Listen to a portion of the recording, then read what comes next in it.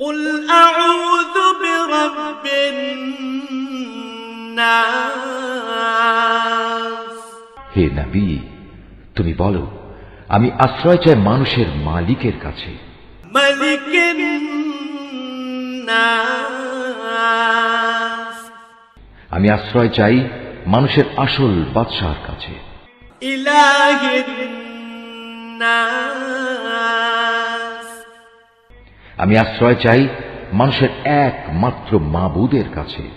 من شر الوسواس الخناس আমি আশ্রয় চাই কুমন্ত্রণা দানকারীর অনিষ্ট থেকে, যে প্ররোচনা দিয়েই গা ঢাকা দেয়। الذي يوسوس في صدور الناس যে মানুষের অন্তরে কুমন্ত্রণা দেয়। من الجنة والناس জিনদের মধ্যে থেকে হোক বা মানুষদের মধ্যে থেকে হোক, তাদের অনিষ্টের হাত থেকে আমি আল্লাহ তাআলার কাছে আশ্রয় চাই।